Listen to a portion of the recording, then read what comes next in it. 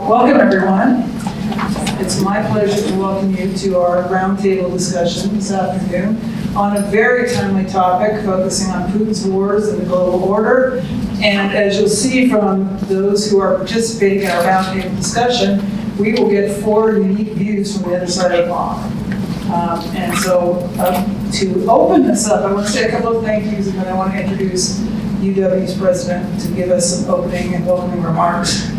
First of all, a special thanks to Kelly Haslett in the Center for Global Studies and the Center for Global Studies for partnering with the School of Politics, Public Affairs, and International Studies as the UW partners in this event. And then, of course, I can't forget those who are on the other side of the pond, that being the Freie Universität Berlin and the Scripps Excellence Project, which we'll hear more about after a bit. But it's our pleasure to continue the tradition to partner on a number of discussions on topical issues. And I think that Putin's wars are in the forefront.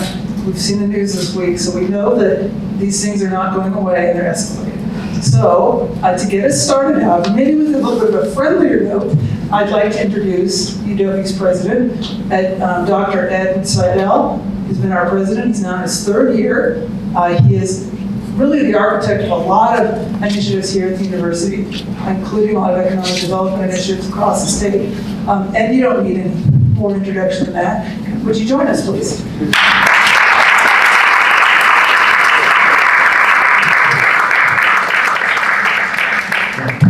Jean, I appreciate that. But good to see many of you in person that I probably haven't ever seen in person. I'm not sure, but just given the way the first couple of years were here, it's just really great to see people out. And I'm very excited about getting out into the community. This is just one example of that. I wanted to talk just a couple minutes about the importance of the relationship, particularly between the University of Wyoming and global partners, and in particular right here with the Freie Universität of Berlin. And I'm very proud of the relationship that I've inherited in a sense. It's been here for a long time. Thomas and Tanja have been associated with the university for decades. But you might not know that one of the most important periods in my life was living in Berlin in Germany, and I used to live in, Berlin. I lived at 273 Kleale, which is just in Indonea on the Freie University of Berlin, where I used to go jogging all the time.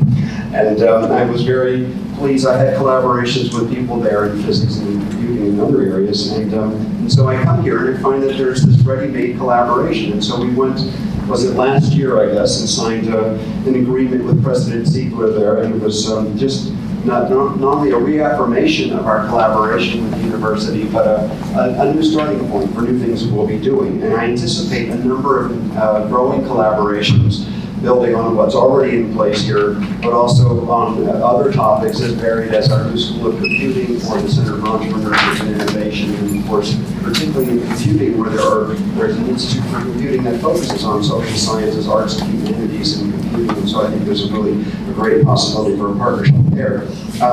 I also say, of course, the Scripps Cluster of Excellence is a great program. It puts UW in a very important international context, so I think it's great for us to be there, along with the universities in Germany and with some others, Princeton and Berkeley and others. I once upon a time, I don't know, 5 years ago or so, I was part of the review process. I didn't review yours, but I did review some others, and so I know how important those things are, and really supportive.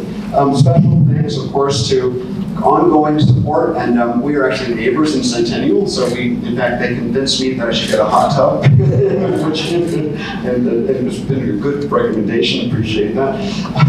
But a lot of international collaborations are going to be growing out of this particular collaboration, and I'm just really committed to that. So welcome to those of you who may have come. Of course, as we have a couple of scholars here from Germany, very pleased to have you, and students and others from international places, and it's just terrific to be here for this event. Now, I just want to say one more word, I'll pass it back to Jean. I'm particularly interested in this talk tonight, and I have to leave in about a half an hour. Oh, is that close, right? Is it? Yeah. It is. Oh, well, then I can stay for most of this. Oh, that's terrific. I will have to go around 6. But I actually worked for the Russian Federation at one time for almost 2 years, helping to build a new university there, the Skolkovo Institute of Science and Technology from 2012 to 2014. And it was a wonderful and difficult experience working in Russia. I love the Russian people, and I work very closely also with MIT to help on this particular project. And it just breaks my heart to see what's happening there. And I've stayed in touch with my colleagues there, and I must say it breaks their heart too. Most of the collaborations that have been established there have been terminated as a result of well, let's say the most recent invasion of Ukraine, let's put it that way. And so I'll leave it to you all to explore that. So thanks a lot, and welcome everyone to this talk.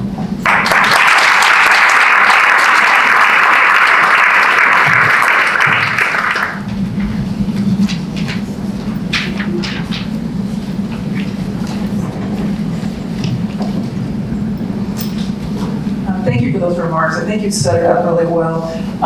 Just want to, by way of introduction, these are going to be very simple introductions, but I just want to say a couple of things about an ongoing collaboration that Stephanie Anderson and I, Stephanie is the head of the School of Politics and Public Affairs, and we have a book project collaboration, which is part of the Scripps Cluster of Excellence, and we've co-hosted 3 different workshops. We finally got to Berlin in June, which was nice. We did the rest of them online.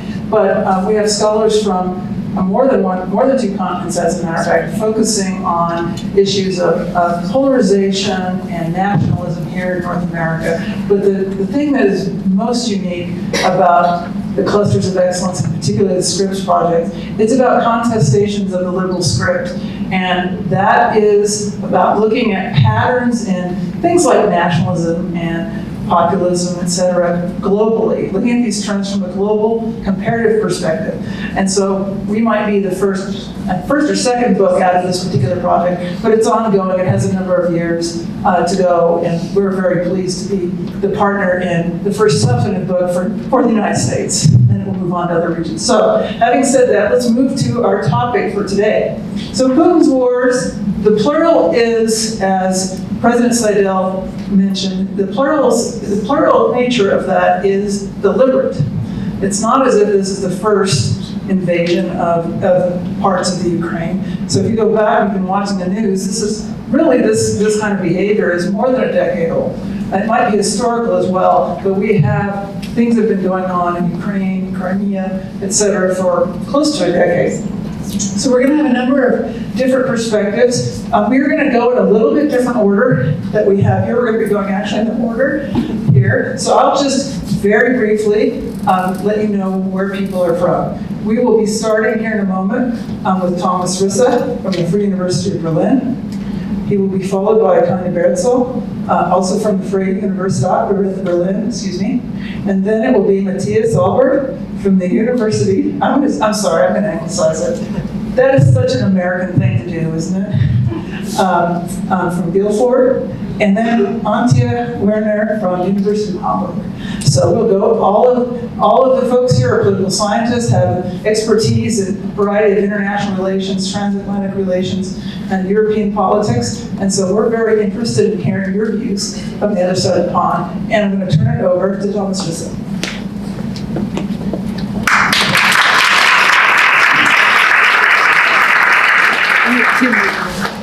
Okay, can you hear me? Okay, super. So thanks very much. It's great to be back here. Thanks particularly, Ed, for your very kind words. I was looking decades, and then I thought, you're absolutely right. Because, of course you're right, he's the president. So. Because I've been here first in 1992. So that was the point. 30. Okay, don't remind me how old I am. So, one little word though. Interestingly enough, we have here not just presented one cluster of excellence, Scripps, that is the collaboration with the University of Wyoming, but also another one represented by Antje Wiener, because she is the leading representative of the cluster of excellence focusing on climate change issue, and Antje, you can tell a little bit about it. But I mean, the real interesting thing is here that it brings together both natural scientists and social scientists, which is still rather rare in academia. and Matthias Albert from Bielefeld. So that's not a cluster of excellence, but it's another big research center. It's called a collaborative research center, and it's called Practices of Comparison. So we have a couple of people here on the podium from various German major research centers. Now, this doesn't count against my time. Okay. So I want to make 6 quick points. Let's get to serious issues. First point. This is just a reminder. So Putin's wars against Ukraine and this particular war, of course, is a violation of pretty much all the key principles that are embedded in international law. And I could go on and on and on for about an hour to tell you which kind of conventions, etc., both global but also European. This is, I mean, the prohibition of violence, the sovereign equality of states, the territorial integrity of states. Then, over the last couple of months, the Geneva Conventions on Warfare. Probably, and I say probably crimes against humanity, and so on and so forth. As to Europe, it's actually even a breach of a document that was signed by the former Soviet Union in 1975, called the Helsinki Final Act. So you have to go back a very long time to say this. So just a reminder. The second point, and that is something that some people, particular people who think this is somewhere remote in Europe, in the outskirts of Europe, etc., might think. If you do some statistics on wars, you find it's already one of the bloodiest interstate wars of the past 2 centuries. So we have to discount, just to clarify, we have to discount, of course, the 2 world wars, because they are simply in a different type of scales in terms of the casualties, etc. And also, I emphasize interstate wars, wars between states.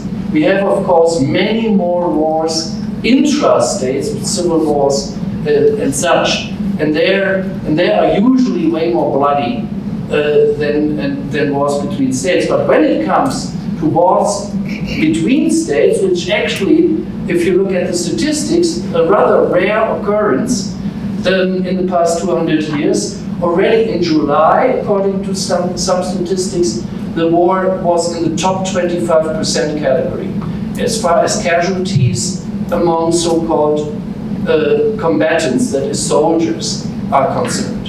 So we're not counting the probably thousands of civilians that have been killed. We're not talking about the destroyed infrastructure, the cities, I mean, you've seen the pictures, etc. But I just wanted to remind everybody that this is not a kind of faraway war, but it's a pretty bloody war. My third point, and my points 3 to 5 are all about Putin's miscalculations. So, Putin severely miscalculated first the war itself. Apparently, the Russians or Putin thought that this is a swift victory, called it a special military operation, and we all know where that went. And by now, I mean now in the last couple of days, it's very clear, if you call up 300,000 reserves and still call the thing a special military operation, even Russians now understand that this is a war.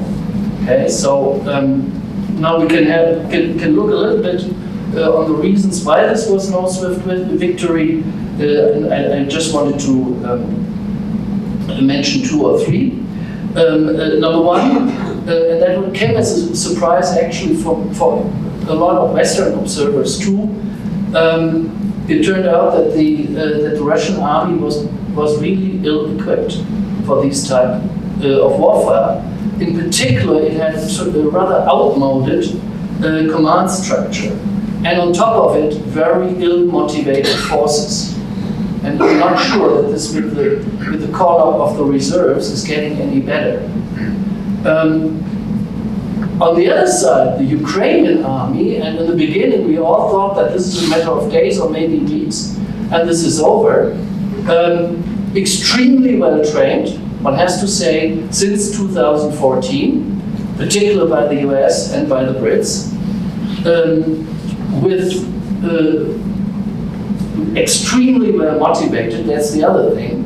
You now think about Zelensky and the daily videos, etc.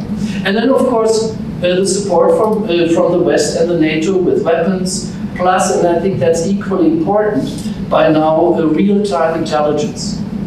You know, this was, I'm not saying telling any kind of secrets, I have no access to secrets, but if a US military general, the supreme commander of European forces, says that they're giving real-time information, I tend to trust this. Okay, talking about the West, and that's my fourth point, Putin also miscalculated the Western reaction. We got a very swift and very comprehensive sanctions regime against Russia, and by the way, with rather high domestic economic costs, particularly for Europe. It's now clear that Europe is going to go into a recession by this. And this, and it's interesting that the Europeans are so united. The transatlantic community, I've been studying the transatlantic community essentially since I was here in Wyoming 30 years ago. I've never seen it as unified as ever before. And remember that a couple of years ago, the French President Macron called NATO brain dead, etc. And now we're seeing an enlargement with Finland and Sweden, and some of, in particular Sweden, being neutral for hundreds of years, so joining NATO. We have a close cooperation on the sanctions regime. I want to remind you that 2 minutes left. Okay, I'll stop this. And by the way, this transatlantic community and that resistance against Putin's war is still supported by around 2/3 of the states in the UN General Assembly. There were 2 resolutions and 2/3 of the states supported it. And it has some drastic consequences for Europe. Europe will drastically reduce its energy dependence on Europe. It actually has some good news for climate change, because Europe will go very quickly into, and probably faster than before, into renewables. My fifth point is the last miscalculation. I think that Putin also miscalculated the support he would get from his autocratic friends, including China. Just last week, there was the summit of the so-called Shanghai Cooperation Council in Uzbekistan, and China, India, Turkey, and by the way, now even Iran, let it be known that this war might not be such a good idea. So that's a very interesting development that actually happened very, very recently. So now my last point is, so now, what will happen? The bad news is, I think that this war will last at least as long as Putin is in power, because war, and Tanja will talk about this a little bit, is about regime survival. So it's going to last for a while. It's also clear now that Russia will inevitably decline and remain an isolated rogue state, at least as long as Putin is in power, but with nuclear weapons. We might want to talk about this later on. I just want to highlight this. NATO is enlarging, and the EU will enlarge. And I hope that the rest of the world looks very carefully at this, particularly China.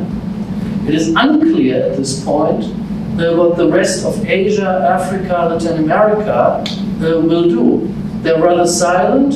In some countries, including South Africa, for example, this is still treated as some sort of a faraway northern affair. I don't think it is. I think it has global repercussions, but we'll see how this works.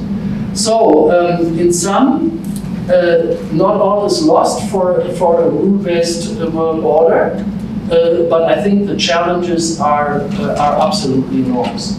Thank you.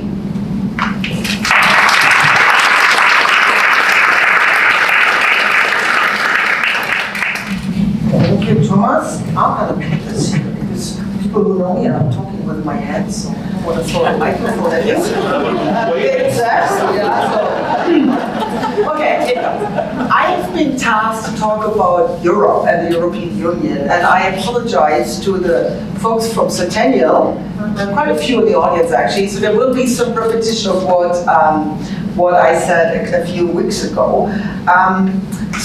Since I'm limited in time, let me get right to the chase. The implications for Europe and the European Union depend a lot on how you see the sources of this war, right? And there are two prominent explanations. And we're talking here scientific explanations, right? I'm a political scientist, so what I'm offering you is a sort of scholarly account of why on earth is this war happening now. And there's sort of two prominent explanations. One focuses on Russian security, the other on Putin's political survival. And the former is much more prominent than the later one, which has to do with, for three reasons. First, well, it's the national security account goes like this.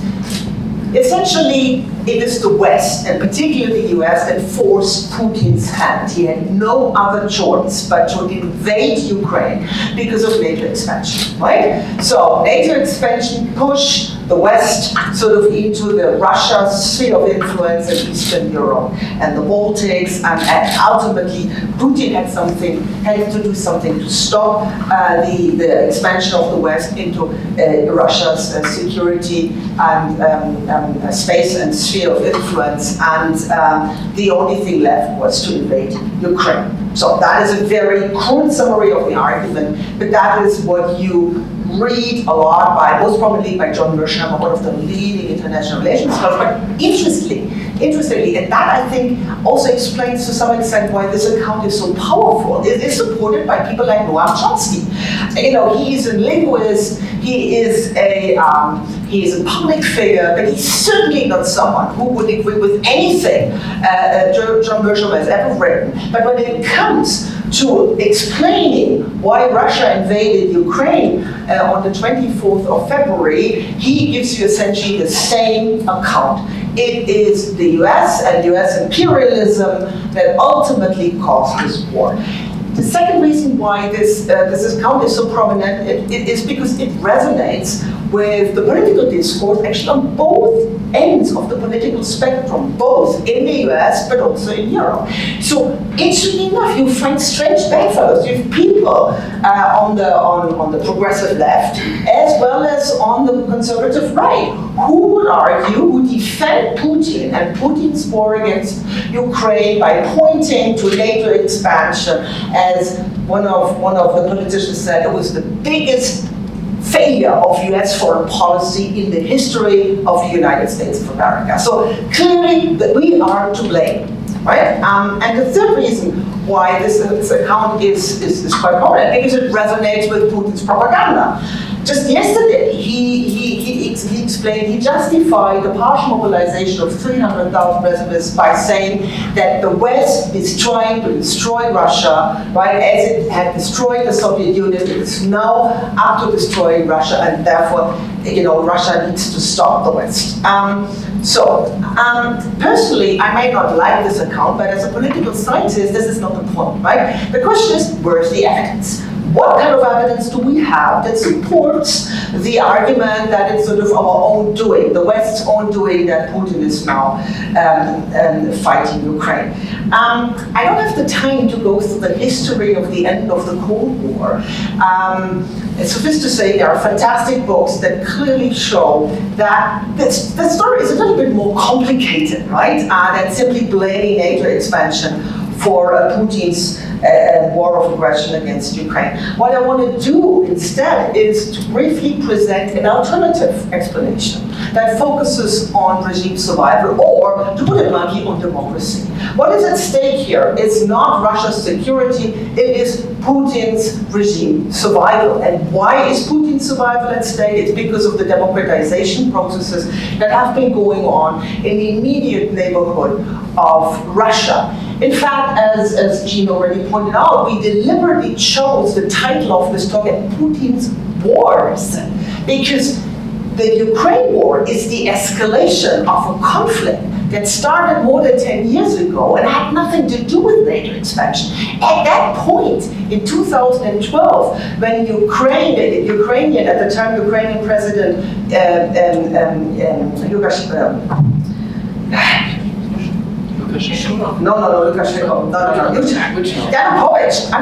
Yanukovych, when he was forced by Putin to withdraw the signature of an association agreement with the European Union. It was about moving closer to the European Union as a way of anchoring Ukraine's democratization process. He was forced by Putin to withdraw the signature and sign instead an agreement, or join in fact, the Eurasian Economic Union with Russia.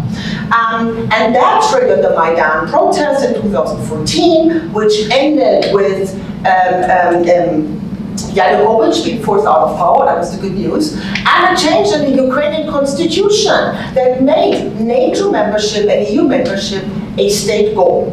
Before 2014, actually, the majority of Ukrainians was against joining NATO. After 2014, let's not forget, the next step that was the annexation of Crimea, right? Preceded by a referendum. Sounds familiar. That's exactly what Putin declared yesterday what's going to happen. They will hold two referenda in the two so-called People's Republics of Donetsk and Luhansk and Donetsk, and this will then legitimize the annexation of this part of eastern Ukraine. So history is repeating itself. And Ukraine is just one example. We can go back further in history. Remember 2008, the war between Russia and Georgia, when Russia again encouraged secessionist movements in South Ossetia and Abkhazia, and finally recognized these two as independent states and has a military presence ever since.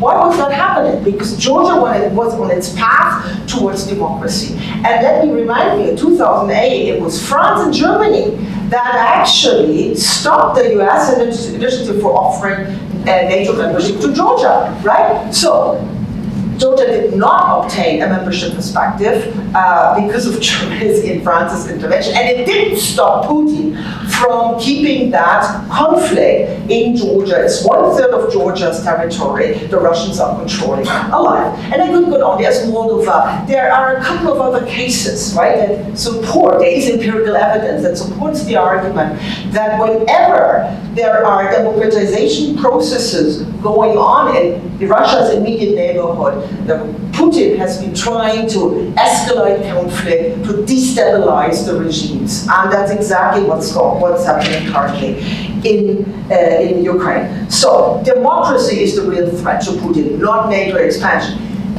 Clearly, countries want to join NATO and the EU because they want to anchor, they want to secure, they want to lock in their democratization processes. So these two things are linked, but it's not about security. It's really about the political survival of Putin. And why is that? Putin's regime, and this is, I'll conclude in a moment, Putin's regime survival has been resting on three factors: economic performance, or prosperity, propaganda, and fear. Now, with Russia's economy at the stage it is, and had been before the war started, he lost this kind of legitimacy by providing prosperity to the people, and has been increasingly relying on fear and propaganda. At the same time, you had countries like Ukraine and Georgia turning towards democracy and market economy, with a much greater, more convincing promise of peace, freedom, and prosperity. And that is again the real threat. So now to conclude, what does it mean all for you? This is also the reason why the Europeans are so united. It's our political order we are so defending here, right? It's democracy and market economy. That's what the European Union is about. These are the very values the European Union has been built around. So of course we stand with Ukraine. Of course we support it. Even Viktor Orban, the Prime Minister of Hungary, has a hard time objecting against sanctions against Russia. So the good news is, and I hope actually you may say something about this,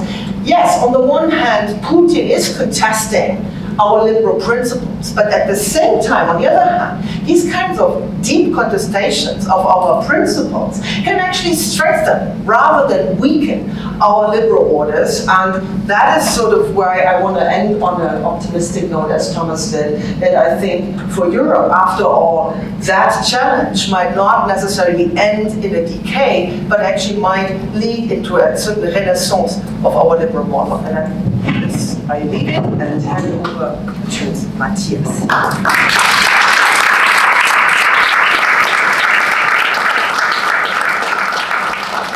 Well, thanks a lot. This entire war has been surprising, at least in the way it has been going.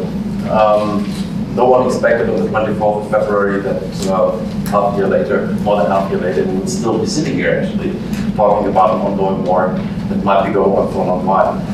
What has not been surprising thus far has been China's reaction in all this. It has not been surprising that officially they affirmed their friendship to Russia in the beginning. It has not been surprising that China has not been voting against Russia in the United Nations, condemning this entire thing, although now very recently there are slight tones which say, well, this might be going a bit too far, this is counterproductive. The Chinese have not been supplying Russia arms. With ammunition now obviously running out, the Russian army is buying in North Korea.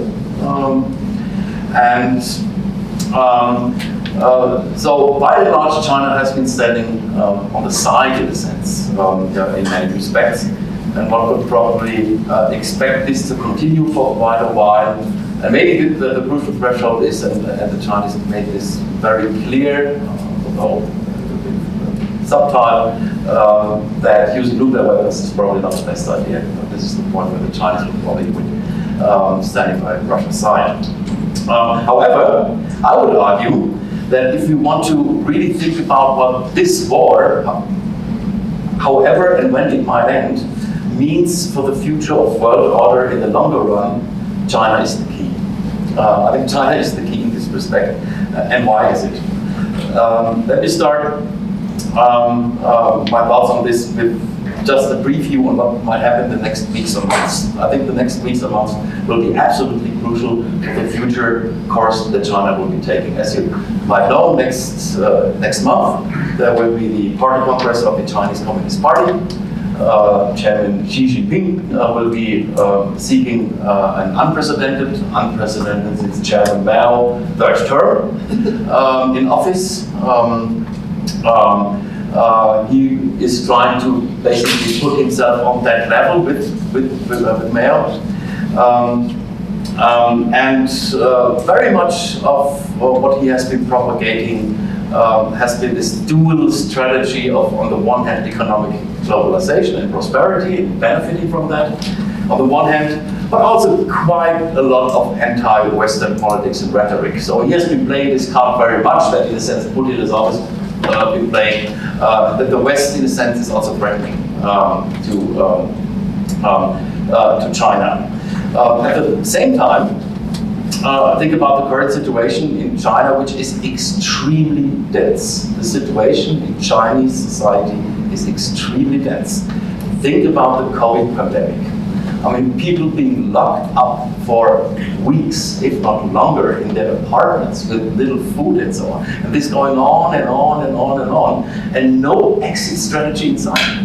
And nobody has any idea where this will go. I mean, it impacts on the economy, it impacts on the psyche of people, together with this almost imminent and felt by many collapse of the Chinese real estate market, where people, the middle class, are really losing money big time. So there's a lot of potential for discontent. And the Chinese Communist Party, Xi Jinping, will face the question of how to handle that discontent at one point. Now, the danger, of course, is that a government or a regime uses the Putin strategy. Blame it on the others. It's not us, it's the others. It's the West that's threatening us. And that is, of course, the scenario which would ultimately be possibly a major war in East Asia and an invasion of Taiwan. This may be also the ultimate, the declared ultimate goal of Xi Jinping is the reunification. Although by now he has denounced this should be done by military means. But we've seen relatively recently with the visit of Speaker Pelosi how tense things really are there. So, but there's a risk now. So there is a risk of China actually going down that route.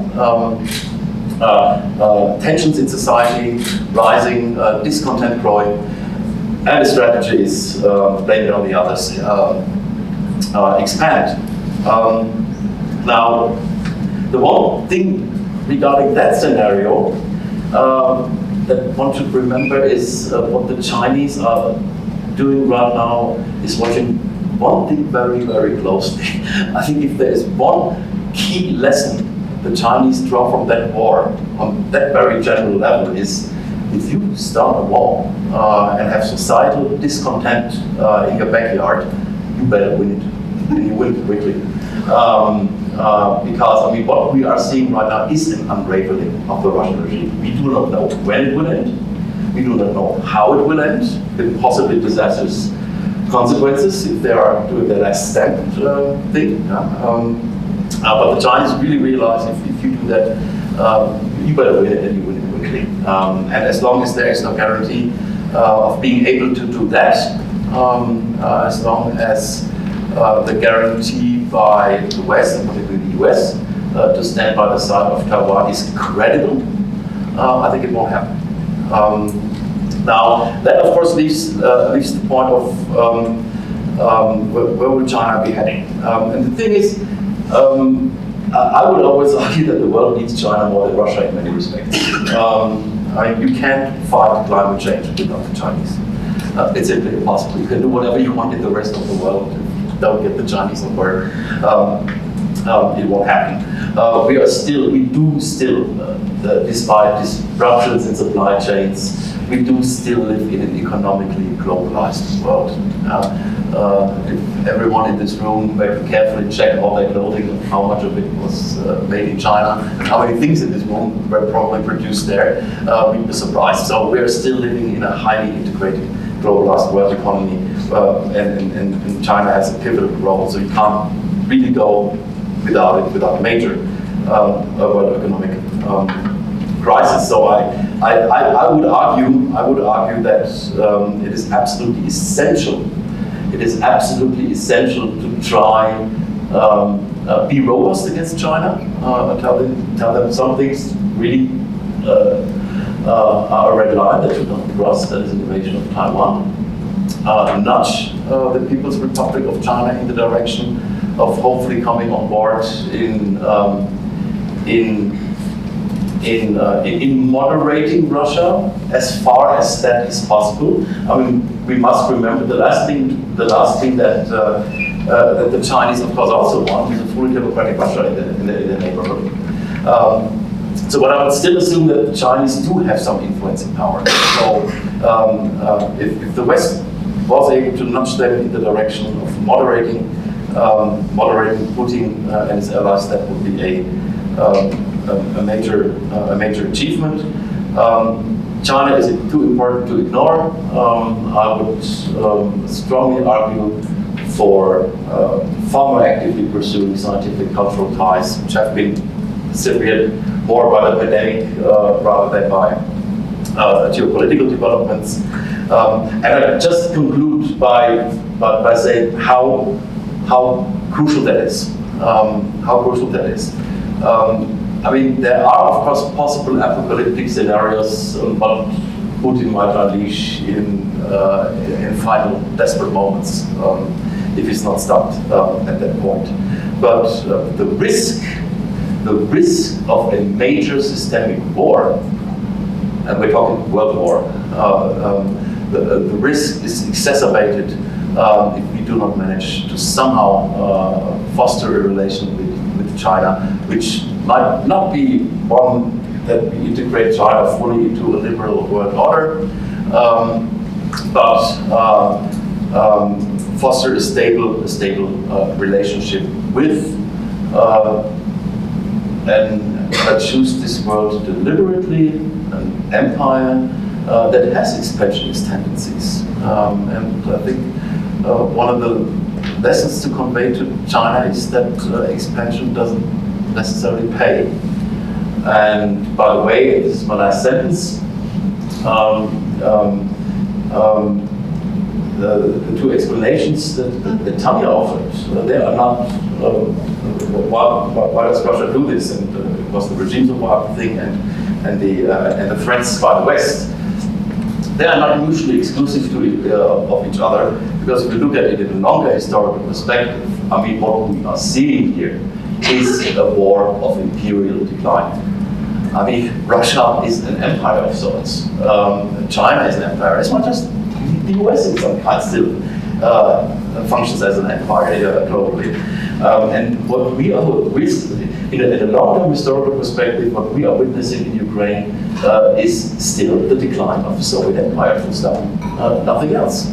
So this language, the semantics, it's the others that do this to us. It's very much part and parcel of that. So I guess I conclude by saying, let's watch China. This will be absolutely crucial. Thanks.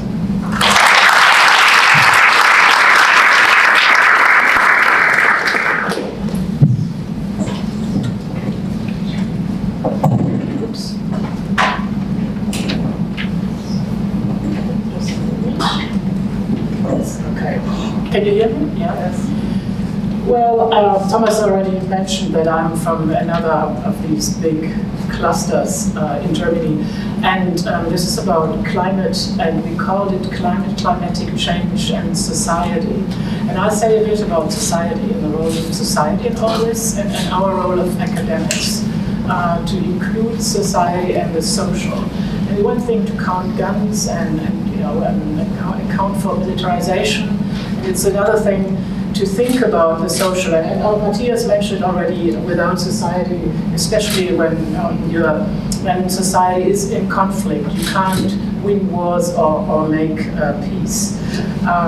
And so what we, for example, just to give you an example, in the background of mitigating climate change, we found with our cluster that despite all the knowledge that we have, despite all the technological possibilities for fixes of climate change, it is the problem why we don't get a solution in this case is society. The dynamics of society make climate change, mitigating climate change, implausible at this particular moment. So which means that we don't need more science, we don't need more natural science necessarily, we need a better interaction between the natural sciences that generates the knowledge, but also the social sciences that bring in sort of the cultural background and the knowledge. And in a similar way, we see now, if we don't think about the social and society, it is very difficult to understand the dynamics of what's going on in this particular war. We could start with Germany, where we talk about Zeitenwende, which is a dramatic critical juncture in the way that we deal with militarization. And this politics can only be realized as long as society is carried along in this. And there, of course, we as academics play an important role as responsible academics. Unfortunately, we have quite a few colleagues who are entirely irresponsible by trying to bring in certain political dynamics which might offer, which sort of paint a picture of quick fixes. Let's have peace now. We had this peace movement for such a long time. Why are we not negotiating? Well, here is the other part of academia, and a couple of our colleagues are going to arrive tonight and tomorrow, who have played an important role in this. We call this constructivism, and who actually are able to explain to society, and actually also do that in a lot of talk shows, in the paper, in the media, and explain when is a good moment for a treaty to be negotiated. So this is really something which requires a lot of sort of studying, background, and societal and cultural factors. And I just wanted to, in terms of, in academia, of course, we study these aspects in terms of time and space and sort of contextualizing the norms that are established, the fundamental norms and so on. 3 points would be treaty making in international law. We know that treaties always have to be relatively elusive and very sort of in order to get a lot of signatories. But then the hard work is to make a treaty work. The same is with peace negotiations. And so some of my colleagues, especially in Cambridge, for example, have simply started to offer proposals for peace negotiations and simply put them up in the internet already. My colleague Mark Weller, for example, does that. So these possibilities and this learning from other wars, for example, peace negotiations with regard to Syria, can then be used for this particular conflict. And the last point would be the point of ordering, and Tanja asked me to say something about that, and that's the question of what's the role, what is the effect, the long-term effect of the liberal international order. And there I would follow Tanja in the way, and you saw how she painted this picture of a European order that gained in stability. The European Union was relatively weak, especially with regard to norms and constitution making and so on. And the EU is already strengthened through this conflict. So, I mean, I could stop by saying, and excuse my metaphoric use of words here, but you could say Putin shot himself in the foot in this way by aggressively going against the fundamental norms of this international order.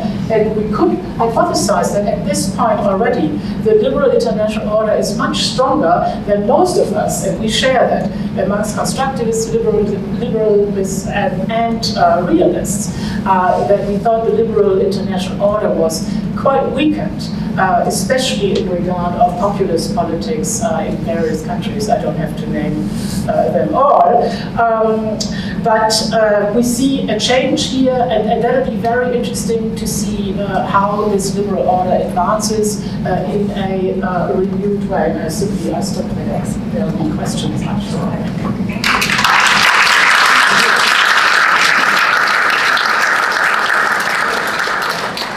Open it up to the audience.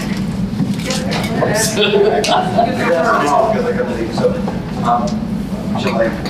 okay, just shout. I really enjoyed all those perspectives. I had a comment and a question. I want to get kind of more at the European view.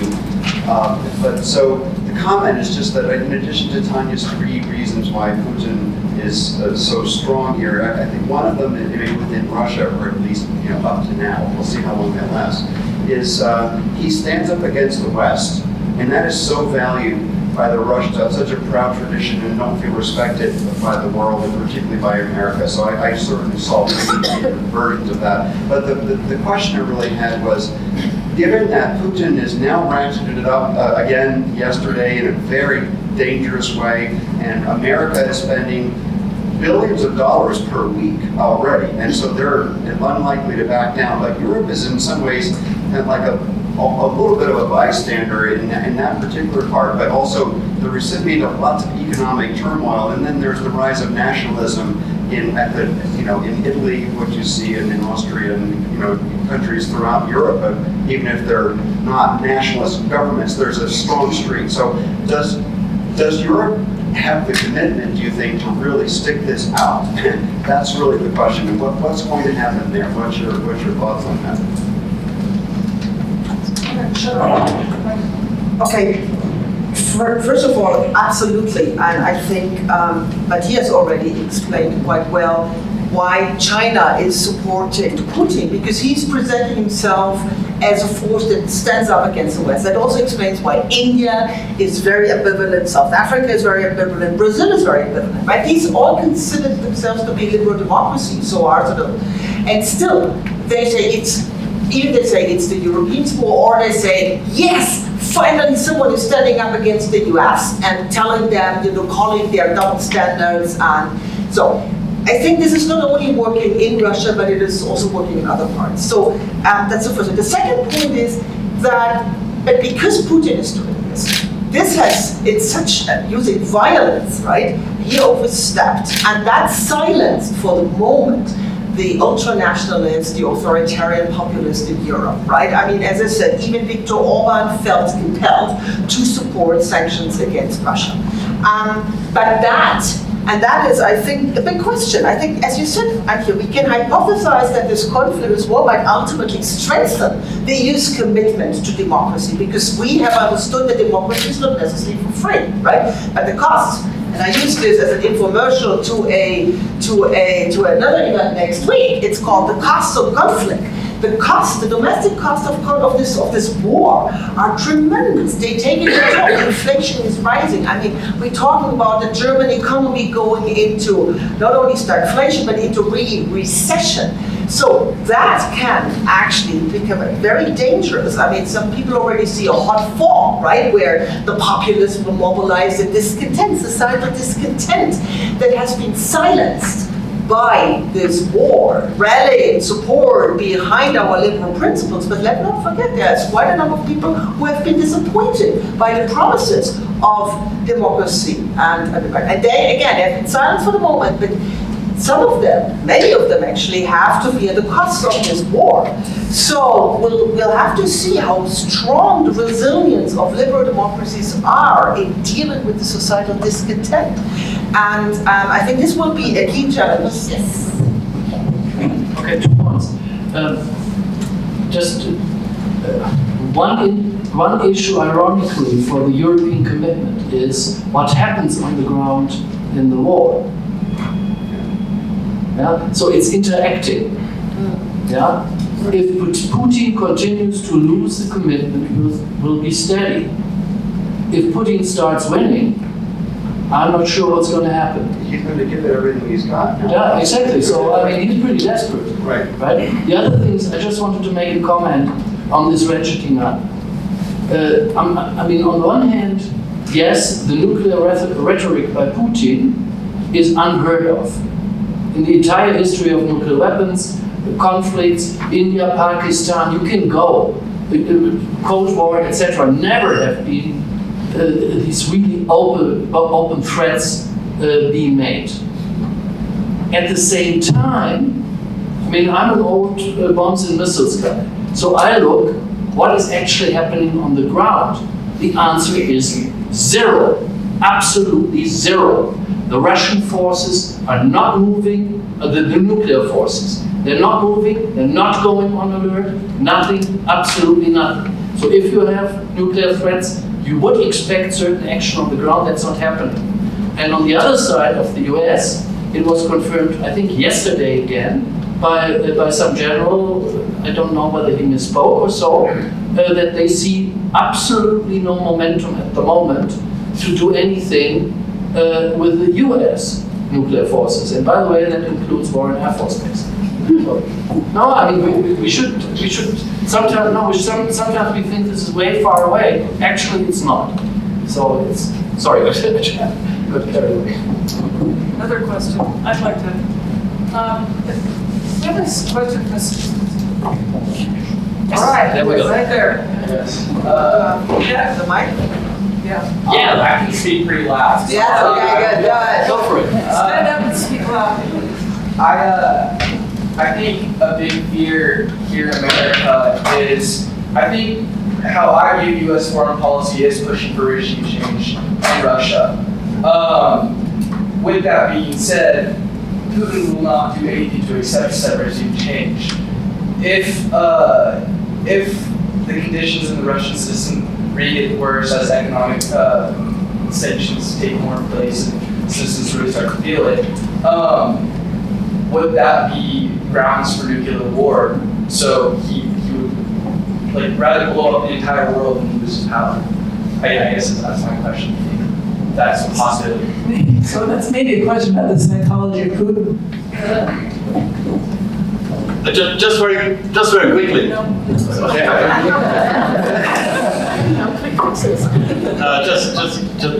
quickly. I mean, the one thing is that, of course, I mean, no one can predict the future, and you can never rule out the ultimate worst case.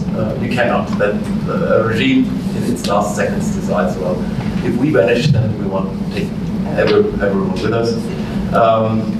And you can never rule that out, and there is still some fears, and it's quite interesting. It's quite interesting to actually watch a certain generation in Europe, and I would say basically those on this panel, where all this rhetoric really brought up memories of the 80s, when the fear of nuclear war was a daily thing. People really had daily fears, which I do not see among younger people who didn't have that experience, which is very good.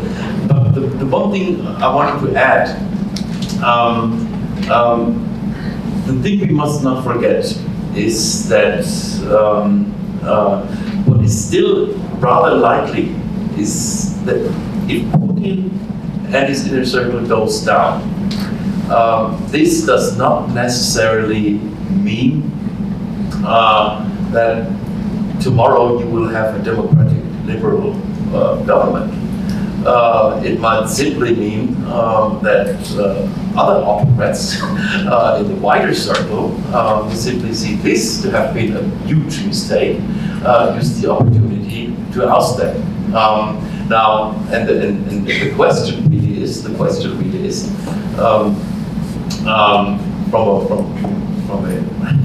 realistic point of view, whether this might not be the best thing to hope for in the short run. Because what you do not want is an outright civil war in Russia. I don't think there are signs of that happening. The signs are rather that those who can go, so as long as they can, rather than fight.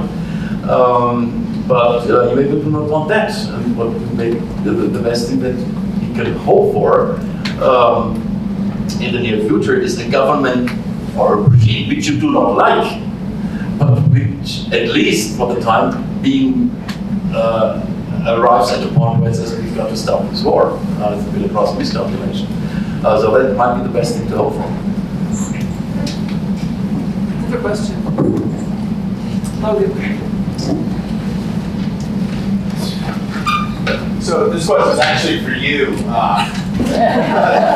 Singling you out here. So you mentioned how Europe's going to start pushing more towards a renewable base, which I think is ultimately the way that we're seeing trends go, but that transition is going to be accompanied by a lot more reliance on natural gas. Considering the fact that Nord Stream 1 and 2 are now shut down, they're going to, Germany in particular is going to need to start looking for alternative sources.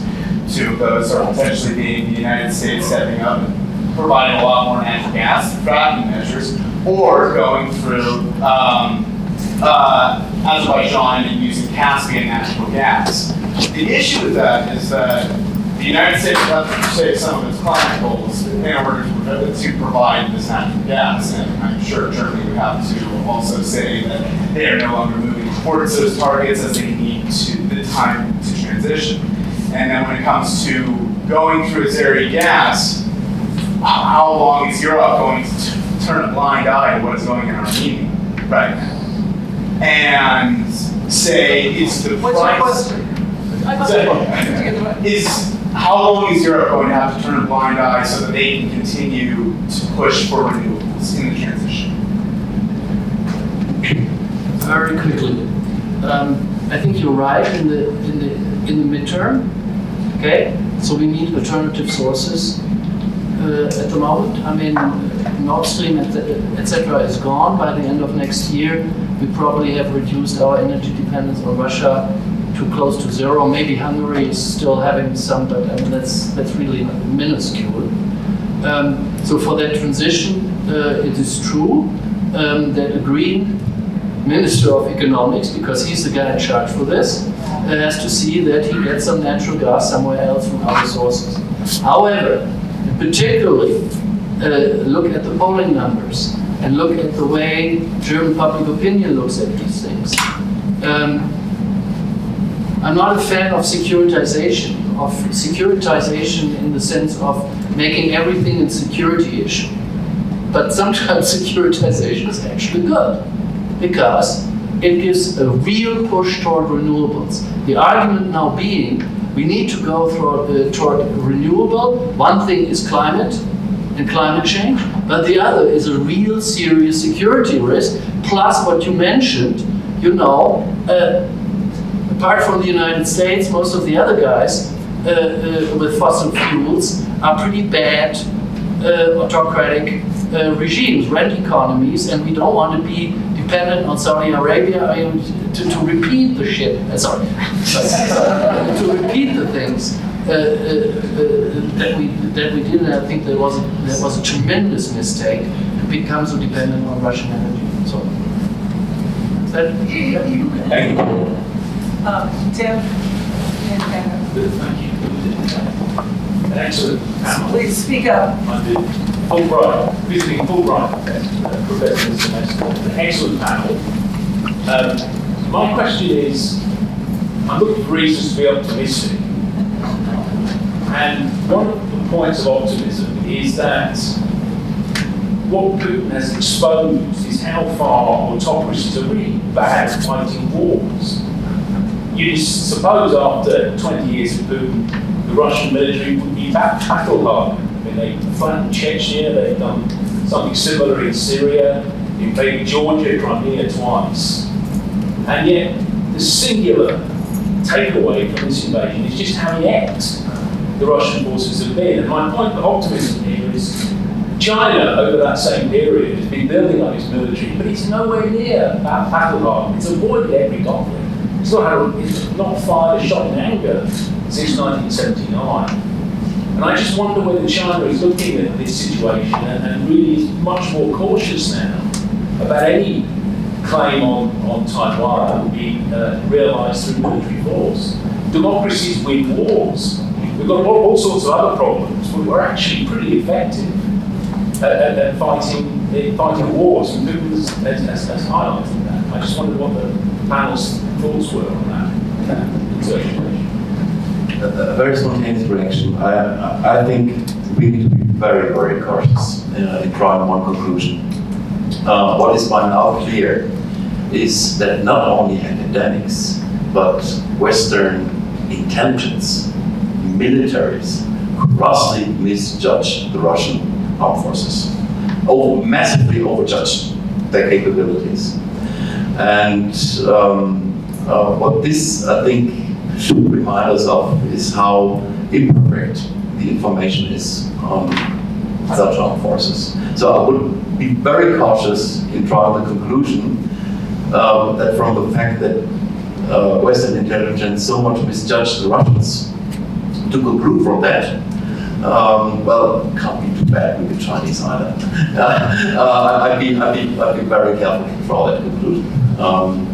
Because, I mean, what, for example, we see is that the command structure and the morale, the corruption which you find in Russian society has been very strongly mirrored in the Russian armed forces. I don't think you find that to that extent in the People's Liberation Army. The other thing is, and I think you made this very appropriate point, tried to mention this earlier on, it might actually be, I mean, China doesn't like what's happening here at all. I don't think there was or is a big master plan, but if there had been a long-term plan that includes the reunification with Taiwan, if possible, ultimately by military means. The last thing that China wanted is now that the US and other countries come up in support of Taiwan very offensively. So, as I said, I think they will, and watching what's going on in the Ukraine war, they will be far more cautious in actually pursuing that course of action. What I have no doubt about whatsoever, is that economic difficulties notwithstanding, if anything, all this will lead to an even further increase of military spending by the Chinese, in addition to their massive programs that they have been having in place for 20 years or so. Perhaps very briefly back to society. I mean, Putin has been very careful to keep society out and to reduce public information on the war. And apparently now he is kind of pushed into a corner where on the one hand he comes up with nukes talk, and on the other hand he tries to bring in more troops on the ground, and which have to be recruited from a different part of the population. And you saw immediately the reaction of Russian society. So there I see it very cautiously, but slightly, so there is some sort of silver lining on the horizon with regard to society and their preparedness to actually mobilize, despite the threat that Putin's government has provided. I think the point you want to make, but I disagree with it. Great mind. David Lake, another colleague who's going to join us tonight, has this argument of the powerful pacifists. And, you know, I mean, you can say democracies do not fight each other, but they do go to war against non-democracies. And if they do, they're likely to win. I think that's bizarre. But I don't think that Ukraine war is an instance of that, because I am full of admiration for the people of Ukraine. They're fighting a very brave war. But before that war, Ukraine was not a functioning democracy. I'm very sorry, it wasn't, right? It was on the way to becoming a democracy. But what is the big challenge, and I mean, you mentioned China, the role of China, but I would also say what is super important in this war is to make sure that the nationalist feelings that have been mobilized in this war, that they will be tied to liberalism, right? Because nationalism and liberalism can go together, but very often they do not. And I think that is one of the challenges. And this is why it's so important that the European Union has given Ukraine a membership perspective. Because that's the condition. If you want to become a member of the European Union, you have to accept liberal democracies. You lock in your liberal rights. This is why, and again, as Mathias said, these two accounts are linked. Because by joining NATO and the EU, Ukraine makes sure that it continues on the path towards democracy. And that two reasons for Putin to fight that.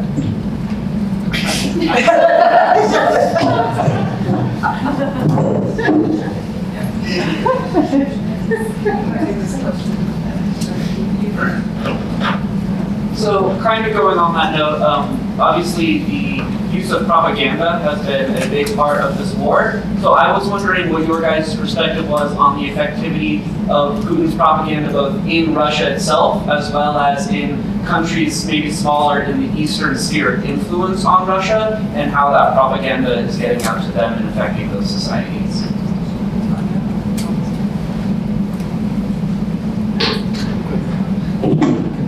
I stole your point. Actually, I only wanted to make that, to pinpoint that our colleague David Lake, who is currently on a plane from Denver to Laramie, wrote an essay, an article in 1993, okay, called Powerful Pacifists, where he showed that while democracies do not go to war against each other, the wars they do fight, they win.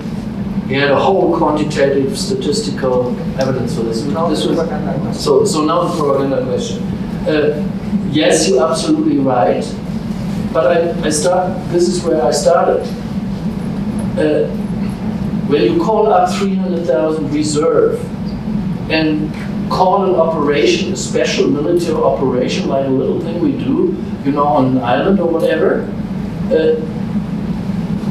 you have to have a lot of propaganda to still believe that. And we could see from the reaction, and actually both protests, I mean, they arrested in all kinds of Russian cities over 1,500 people yesterday. But actually more important, at least as important, a lot of city councillors have started protest campaigns.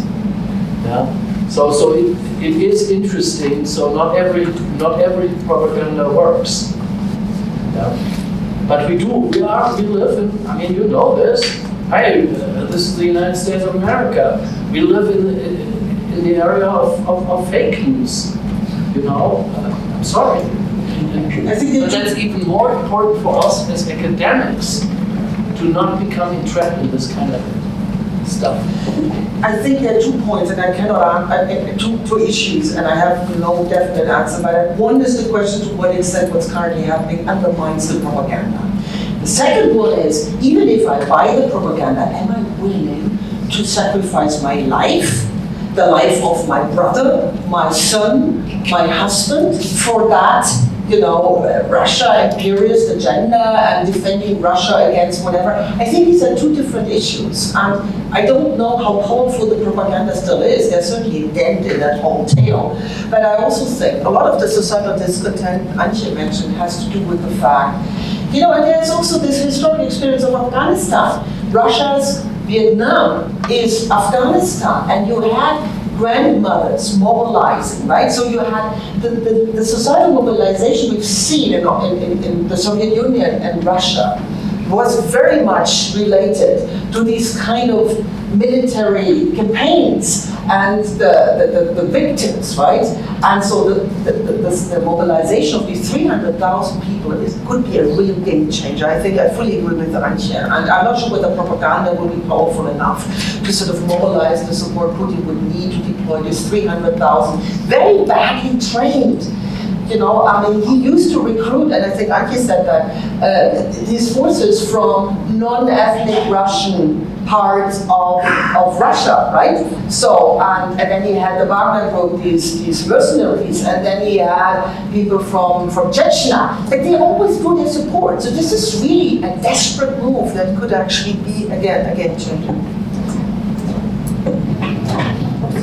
Let's remember, it's not that unusual that you pull in outside groups to come in and do some things that might be unpopular. I mean, after all, when you look at the crackdown on Tiananmen, it was troops from outside. The PLA would not do it, not the locals. They had to pull people in from outside to actually have that crackdown. So it's not unusual. I want to just raise a couple of other points. 5 minutes. Okay. We have a reception, so I'm just tracing when the food arrives. Actually, let's just take a question. Go ahead. I get the last thought anyway. No, you get one, and it's got to be brief. Okay. I think it's a similar question, and the word is still become somehow psychology, because you're trying to talk about Ukraine and then maybe talk about China, Taiwan.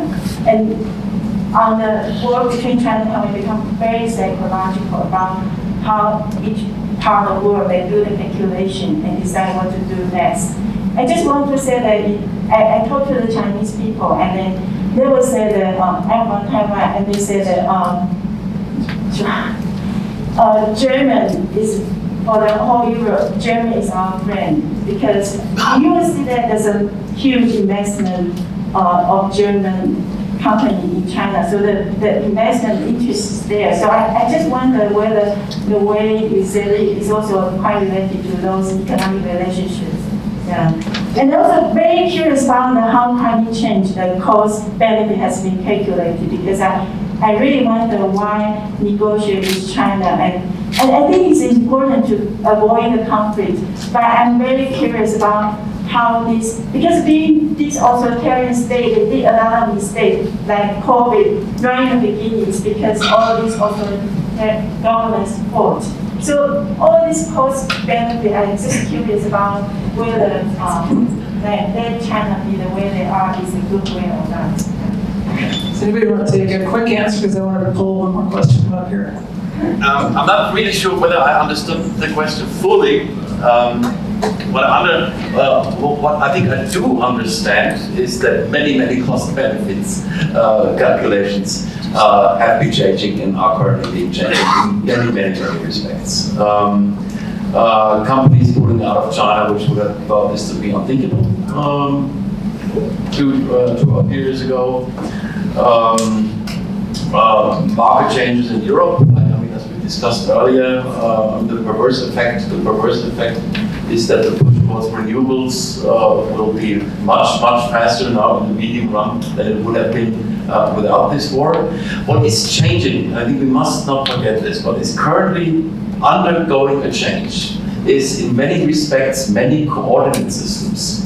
The basic coordinate systems that underlie what kind of cost-benefit calculations actually make sense. What are the costs and benefits? We increasingly see that you cannot calculate investments only on economic grounds. Companies are being forced to think far more geopolitically than they have been for decades in the heydays of economic globalization. So all that is currently changing, and I mean, not sure whether this is optimistic, but you could say at least we live in interesting times. The myth of the Chinese curse. We have a question back here. While I'm walking up here, I want to make a point that when we think about the costs of conflict, which I will announce the details of that discussion is coming up, remember, when you think back to the Cold War and you think about the levers of pressure on the Soviet Union, it was in the context of the economies not being integrated at all. You have a very different context now when you have the economic engine of the world being, China, and interrelated with markets. We're so interrelated, so the spiral of, conflict can spiral out of control very quickly. And sometimes I'm not sure it's about costs and benefits. If you're not communicating, then you're not even capable of managing a crisis that could spin out of control. I apologize, that was a comment, wasn't it? Thank you, first of all, for very interesting discussions. I'm from country of Georgia, and I want to thank you for mentioning my country because often people forget about the war in Georgia in 2008. So my question is, don't you think that West should have listened to the countries like Georgia, Ukraine, and Moldova for the simple reason that we know Putin better, and we were the West that he will not stop. And we saw yesterday's speech. And the second question is, from today's standpoint, do you think that Nord Stream 2 was a mistake? Yes. Yes. I heard yes as an answer. Was what a mistake? Was Nord Stream 2 a mistake of the pipeline? Okay, I'll try to be brief. Nord Stream 2 clearly was a mistake in hindsight. I'm not sure whether we should have never done it at all, but I think we should have never become so dependent on Russia. I think we all agree on that, right? And I don't think we didn't know. The US told us, many people told us we shouldn't do it. And that begs the question, and also related to your first question actually, why didn't we listen to Georgia, Moldova, and many others? I mean, Putin in 2007 at the Munich Security Conference laid out his imperialist agenda. We could have known, and I think some of us actually knew. But coming back, what would have been the costs of acting upon these warnings, right? Wasn't it easier to simply believe, oh, he wouldn't dare to do that? And in fact, I was shocked that in the end the Russians waged a blatant war of aggression to the magnitude, right? Believing to march to Kiev in 3 weeks. I couldn't have imagined it. But couldn't we have known better? Yes, but what would have been the implications? Germany exited nuclear energy and coal at once. Natural gas was the only, at least transition, source of energy. So Nord Stream 2, cheap gas from Russia, hail, yes. What kind of government? But what would have been the alternatives, right? And now we're doing business with Qatar and Azerbaijan, right? So, and let me just say one more thing. I don't think Europe is after regime change in Russia. And I'm not even sure whether this is true for the US as such, We should be very careful. This is about, as you said, Putin must not win this war, right? Simply because you do not solve conflict with violence, right? And we have to re-establish that principle. But does that mean that we have to take Putin out of power? I'm not so sure for the reason Mathias mentioned. Just one thing was not due to a mistake. Well, no, it was not a mistake. If your coordinate system and your cost-benefit analysis says, well, nothing will happen, and we look at the price of energy. Then it was not a mistake. But of course, it was wrong to only apply the coordinate system, and one can, I think, argue at length about from when on this might have been a mistake. Maybe not 2007, but the big mistake was in 2014. Yes. I mean, after the annexation of Crimea, not to change the path. Then this was the absolutely collective Western mistake. Yes. Hindsight's 20/20, isn't it? What? So In please. this case, it's not. We knew it. Sorry. This avoidance. this Psychological mechanism. Okay, the conversation will continue because we have a reception, but I want to make a couple of announcements. So please just bring the conversation out into the lobby as we enjoy some food. First of all, Thomas and Tanya and our colleagues here, as well as others who are either in Laramie or Centennial are arriving, make Centennial and Laramie in the southeastern corner of Wyoming just the epicenter of international relations over the next 2 days. These two are hosting a workshop across leading scholars from across, from not just the United States, also Europe. Again, a manifestation that things happen here, conversations that happen here, have impact outside of this room. And I think it's really important that for those of you who are students here to recognize that you are part of a conversation that's ongoing, and you can do these sorts of things yourself, whether it's in policy circles, out in the private sector, or in academic circles. So I want to encourage you to continue that conversation, particularly students, which means go ahead and push anybody with gray hair out of the way to have a conversation, okay?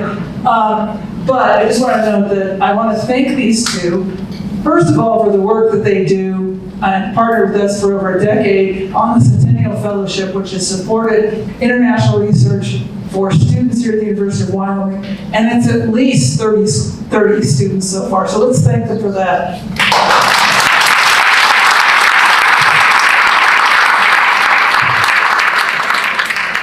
And then just to say that we want to welcome our colleagues who are outside of Laramie, who are arriving, already here, those who are arriving tonight and tomorrow. And let's continue the conversation out in the hallway. And but let me just say that the